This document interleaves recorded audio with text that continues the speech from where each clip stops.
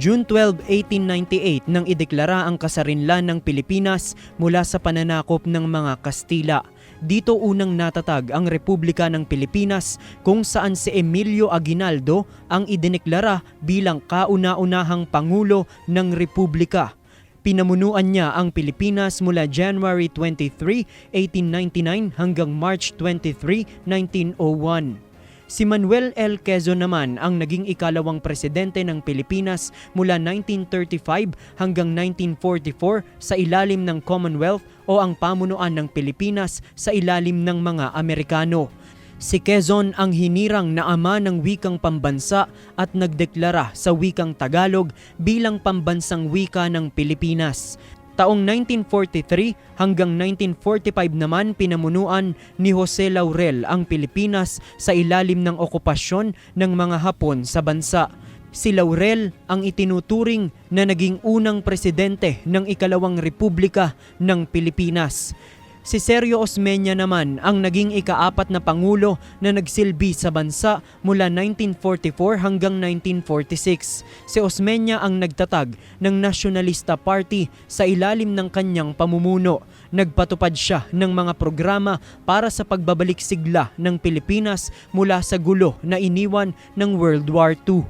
Si Manuel Rojas naman ang ikalimang presidente ng bansa na namuno mula 1946 hanggang 1948.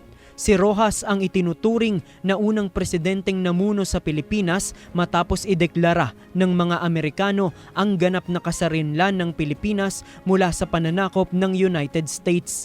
Ika-anim na presidente naman na namuno sa Pilipinas si Elpidio Quirino mula 1948 hanggang 1953. Sa panahon ng kanyang termino, nag-alsa laban sa pamahalaan ang komunistang grupo na Hukbalahap sa pangunguna ng kanilang commander na si Luis Taruc upang patalsikin sa pwesto si Quirino. Inilagay naman niyang Secretary of National Defense si Ramon Magsaysay upang pigilin ang mga komunista. Si Ramon Magsaysay naman ang sumunod kay Quirino bilang ikapitong presidente ng Pilipinas na namuno mula 1953 hanggang 1957. Si Magsaysay ang itinuturing na nagpabalik ng peace and order sa bansa mula sa mga kaguluhan na nangyari noong 1950s, kabilang na ang pagpigil sa rebelyon ng mga Hukbalahap. Ikawalong Pangulo naman na namuno sa Pilipinas si Carlos Garcia mula 1957 hanggang 1961. Nakilala siya sa pulisiyang Filipino First kung saan layunin ng batas na paboran ang mga Pilipino pagdating sa negosyo kaysa mga dayuhang investors. Prioridad din na ipromote sa merkado ang mga produktong gawa ng Pinoy pati na ang pagtangkilik dito. Si Diosdado Macapagal Sr. naman ang ikasyam na presidente ng Pilipinas na namuno mula 1961 hanggang 1965. Si Macapagal Sr. ang unang nagpakilala ng Land Reform Law, liberalisasyon ng foreign exchange at pagkontrol sa pag-aangkat ng mga supply mula sa ibang bansa. Mula sa July 4, ibinalik niya rin sa June 12 ang Philippine Independence batay sa unang deklarasyon ni Presidente Emilio Aguinaldo. Si Ferdinand Marcos Sr. naman ang nahalal bilang ikasampung presidente kung saan siya ang natatanging pangulo na nagdeklara ng martial law sa Pilipinas. Umabot ang kanyang termino ng 20 taon mula 1965 hanggang 1986. Bagaman naging pinakakontrobersyal na Pangulo ng Pilipinas sa panahon ni Marcos Sr. na itatag ang naglalakihang mga ospital gaya ng Philippine Heart Center, National Kidney and Transplant Institute at Philippine Children's Medical Center. Gayon din ang pagpapatayo ng Bataan Nuclear Power Plant bunsod ng krisis sa langis. Sinundan naman siya ni Presidente Corazon Aquino na namuno sa bansa mula 1986 hanggang 1992 bilang ika-11 Pangulo. Siya ang pinakaunang babaeng Pangulo ng Pilipinas. Itinuturing si Cory na pinakaprominenteng tao ng 1986 People Power Revolution na tumapos sa 2 dekadang pamumuno ni Marcos Sr. Sa ilalim ng administrasyon ni Cory, nagsimula ang pagbalangkas ng 1987 Constitution na naglalayong alisin ang mga probisyon ng diktadorya upang ipakilala ang demokrasya o ang mas malayang karapatan para sa mga Pilipino.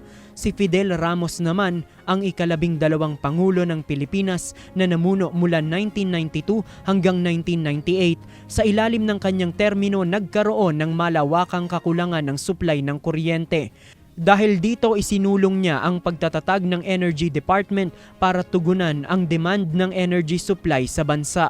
Sa pamamagitan rin ng kanyang kapangyarihan bilang Pangulo, binigyan niya ng lisensya ang mga Independent Power Producers o IPP para magtatag ng power plants sa loob ng 2 taon.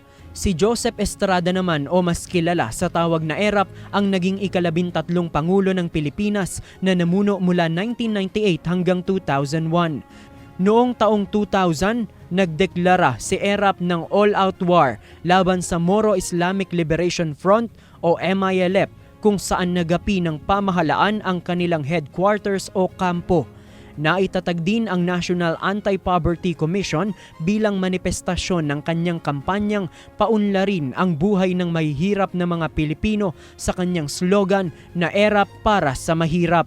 Ngunit napatalsik si ERAP sa kanyang ika-2 taon sa serbisyo sa pamamagitan ng ika-2 EDSA People Power Revolution dahil sa umano'y korupsyon sa ilalim ng kanyang pamumuno. Siya ang unang Pangulo na humarap sa impeachment trial sa kasaysayan ng Pilipinas. Dahil napatalsik si ERAP, nanumpa si Gloria Macapagal Arroyo upang tapusin ang kanyang termino kung saan siya ang ika-14 na Pangulo ng Pilipinas na namuno mula 2001 hanggang 2010. Si Arroyo ang ika-2 babaeng presidente ng Pilipinas. Sa ilalim ng kanyang pamumuno, naipatupad ang Expanded Value Added Tax o EVAT upang madagdagan ang pondo ng bansa. Naging kontrobersyal si Arroyo dahil sa Hello Garci scandal noong kasagsagan ng 2004 elections. Kalaunay humingi siya ng public apology. Si Benigno Noynoy Aquino III naman ang nahalal na namuno mula 2010 hanggang 2016. Ilan sa kanyang naging kontribusyon ang pagpapatupad ng No Wangwang Policy, K-12 Education System at ang pagsusulong ng Reproductive Health Bill. Noon lamang nakaraang taon, pumanaw ang dating Pangulo dahil sa renal disease. Si Pangulong Rodrigo Duterte naman ang ika-16 na Pangulo ng Republika ng Pilipinas na naluklok sa pwesto noong 2016. Ilan sa tumatak na pulisiya ni Pangulong Duterte ay ang maigting na War on Drugs campaign at pagsasabatas ng Anti-Terrorism Act of 2020. Sinimulan din ng Duterte administration ang Build Build Build program na nagbibigay prioridad sa pagtatayo ng infrastruktura sa bansa.